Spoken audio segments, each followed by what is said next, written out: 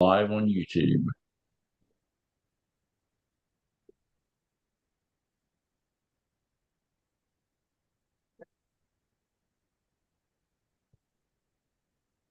Just another minute here. All right, we are live on YouTube and on Zoom, Wade. Hey guys, thanks for being on today. I got a couple of pro tips I want to talk to you about today. Every day we do these, and some pro tips. Monday through Friday, there's a Zoom that you can participate in. I just want you guys to know that these are important, and I don't want to waste your time. That's why I really think hard about what I want to talk about today. I want to talk about how and when to ask for referrals. The top agents in this industry, and you hear me talk about Matt and you hear me talk about Nick a lot. Some of you probably get tired of it, but the cold hard facts are they do all these things that we're talking about. They're some of the top funding agents, not just DAC, but in the industry itself. And very few months go by that during a year that Matt and Nick both do not receive some type of renewal funding, and you're going to hear and know why shortly. So let me just kind of share my screen and go over some of these, and then I'll take questions afterwards.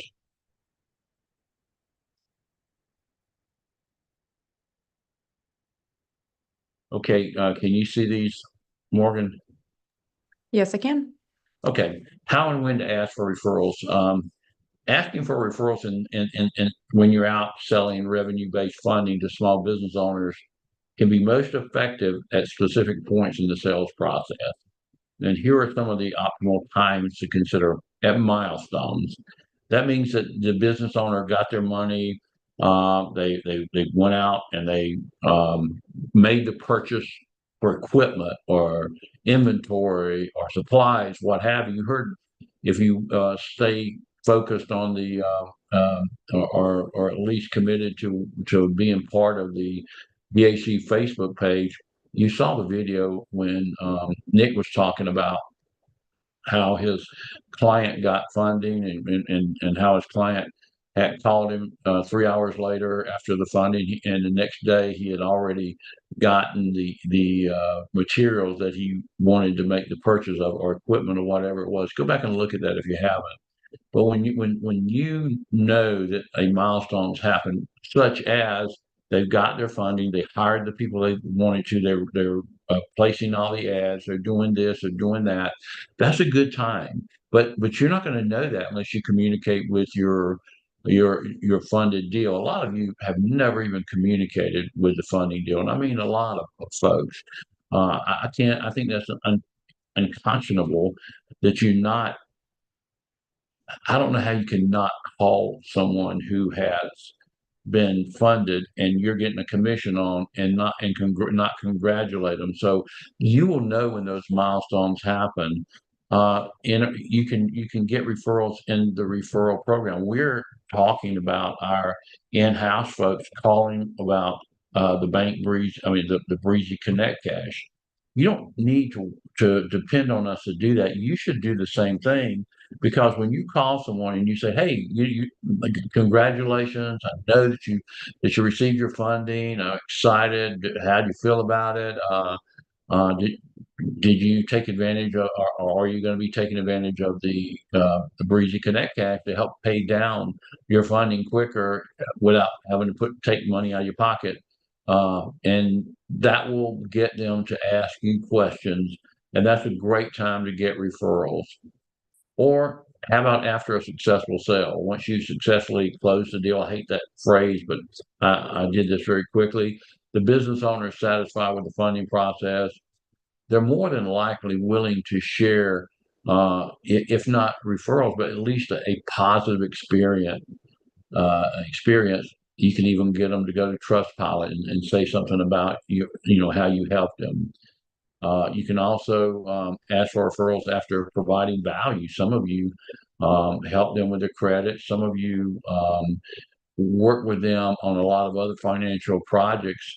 So that's a good time once they got funded on those that you're bringing extra value to them, to talk about getting referrals And of course, during the follow-up, after the funding's been dispersed and the business owner has had some time to utilize the funds, like we said earlier, you want to call them once it's dispersed. You want to talk to them. You just want to congratulate them. You want to be part of the process, and that's a great time to get, probably the best to get referrals. And then if you've gotten a lot of these fundings or some of them or any of them from an event, like you see Carl with a K, he's always out at events. That's how he builds his whole company. And maybe it's a chamber event where you see Ellen, you see Harlequin, all them, they go to all these events, and Harlequin's going to these expos that are all over the United States. During these times, if you have met someone during that process and they got funding, those are good times to talk to them. Remember to approach the request for referrals genuinely and ensure that the business owner feels comfortable. A personal touch, such as expressing gratitude for the business and trust, can go a long way in encouraging them to refer others. Asking for referrals from recently funded clients can be a real delicate process, but with the right approach, you can encourage them to share your services with others. Here are some of the effective ways to ask for referrals. Timing is key. Ask soon after the funding. Personalized follow-up. Do a personalized email. Do a personalized text or call. Incentivize referrals. Well, we already do that. We're incentivizing with the Breezy Connect Cash. Share success stories. Talk to them and about some of the other successes that you've had. And if you haven't had one, use Nick's success of, well, our company had some success with your industry, blah blah blah blah, and you go through that. Share success stories. That's really important. Utilize your social media. You guys are really good at social media, but if you're not learning, like I'm having to, I hired a social media person that is helping me and my wife to learn this, and we have great intentions on recruiting and building Joyce's team. Direct conversations. I'm telling you, I get so many referrals from people that I do not ever fund. I talk to them, they see it, they believe in it, and they say, I just don't need it right now. That's a great time to get referrals. Send a feedback request to the people that you already had funding from. Hey, how did it go? Were you able to use the money for this? And get that information back with them. Go to these networking events, create referral materials, and pass out. Follow up with surveys. Express confidence in what you're doing and how you can help these referrals that they're going to provide, and then stay in touch with them. And the conclusion is, remember to be genuine and appreciative in your approach. Clients are more likely to refer you if they feel valued and believe in the quality of your service. Tailor your request to fit the relationship you have with each client and for the best results. Guys, some of these clients, I'll call the broker up and I'll say, listen, we're just about there, but I need you to just give them a buzz and help me get this.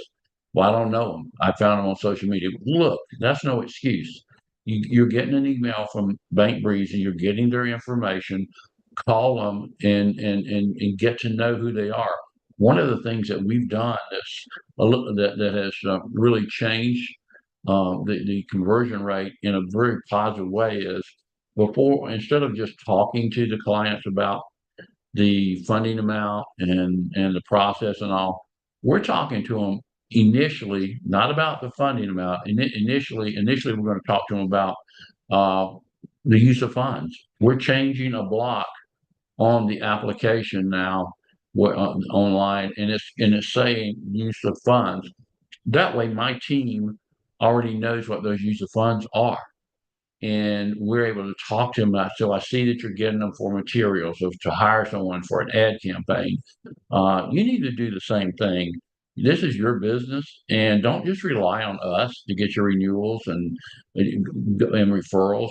Go out there and talk to the people. And by the way, because people like Nick and Matt and Ellen and all these people talk to their people constantly, and Harlequin's a great one. She knows her client. There's never been an application submitted from Harlequin when Harlequin did not know everything there was about that client.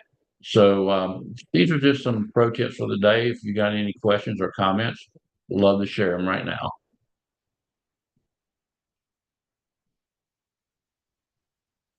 We have AJ with his hand up. Go ahead and unmute yourself, AJ. Hi there, Wade. You Hi.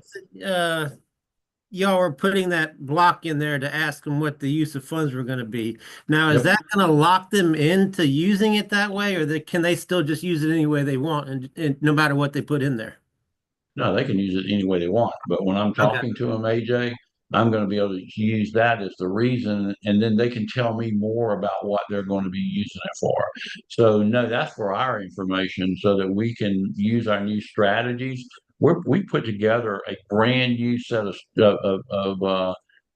strategies and things that we think are, we call them KPIs, things that are going to be key to us taking that file to the next level of funding and being able to keep that client for a very long time. Because a client right now is worth a certain amount of money, and we want to quadruple what that client's worth for you, AJ, as well as for the company. Okay, I understand. Just wanted to make sure I was clear on that. Good question. Thank you, buddy. Okay. All right, and Brandon Newsome, you can go ahead and unmute yourself. All right, thank you. Wait, I'm new to this, so I'm trying to really learn as much as I can about Right. psychology of business owners when just approaching them. Uh-huh. When you, I would imagine, and just, my dad owns a business and he's, constantly approached by the more predatory types of, lenders. And what I really want to, so I would imagine a business owner hearing from, me about this, it's not their first time. What are some of the hesitations that they kind of put up in your initial conversation? Your process seems to really, disarm them in a trust building kind of way, in a way that we're not here to take advantage of you. But what are some of those initial blocks that you have to generally get over before the ball gets rolling? Yeah, we're in a very good situation because unlike you as the agent in charge, you're getting way more. Um, uh, I get I don't like to even say objections, but more friction on why they might not do it than I am because I already know everything about them. I've looked at all their bank statements. I looked at all their business stuff before I ever make that phone call. I know pretty much everything about them. And so when I'm calling them, I don't get a lot of pushback. I guess if any of the pushback is going to be rates, it's going to be terms, it's going to be that. But now we're talking to them not about, well, hey, I thought I was going to get 100,000, I'm getting 20. Well, that's what they would have qualified for because they're only doing 15 to 20,000 a month in revenue.